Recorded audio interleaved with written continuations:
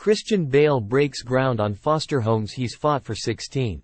Palmdale, Calif. AP. Christian Bale broke ground Wednesday on a project he's been pursuing for 16 years, the building of a dozen homes and a community center in Los Angeles County intended to keep siblings in foster care together.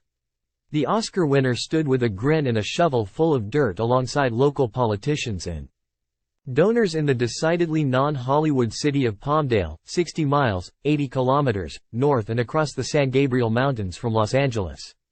But Bale, who was Batman in director Christopher Nolan's Dark Knight trilogy, wasn't just playing Bruce Wayne and lending his name and money to a charitable cause.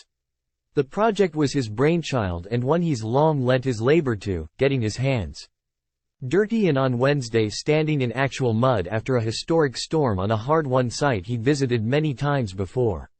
"I would have done it all if it was just me by myself here," Bale told the Associated Press in an interview on the large vacant lot between a public park and a bowling alley. The British-born Bale has lived in California since the early 1990s and sought to build the community. After hearing about the huge number of foster children in LA County, and learning how many brothers and sisters had to be separated in the system. Christian Bale and cast members in The Pale Blue Eye share a laugh at the premiere of the film, Wednesday, December 14, 2022, at the Directors Guild of America in Los Angeles. Bale has broken ground Wednesday, February 7, 2024, on a project he's been pursuing for 16 years, the building of a dozen homes and a community center intended to keep siblings in foster care together. AP photo. Chris Pizzello. File. That was around 2008, the time of The Dark Knight, when his now college-age daughter was 3 years old. "I didn't think it was going to take that long," he said. "I had a very naive idea about kind of getting a piece of land and then bringing kids in and the brothers and sisters living together and sort of singing songs like the Von Trapp family in The Sound of Music. But he then learned, it's way more complex. These are people's lives. And we need to be able to have them land on their feet when they age out. There's so much involved in this."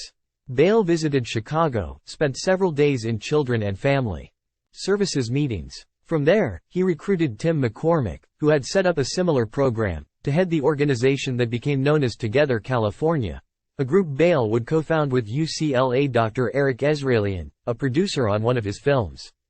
"He said we've got to do this in California," McCormick said. To his credit, through all sorts of challenges, COVID and everything else, he never gave up. The men eventually found a sympathetic leader in LA County Supervisor Catherine Barger, and in Palmdale, a semi-rural city of about 165,000 people, found a city with both a need and a willingness to take part. The 12 homes, anchored by the community center, are set to be finished in April of 2025. "It's something that is incredibly satisfying for me, and I want to be involved every step of the way," Bale said.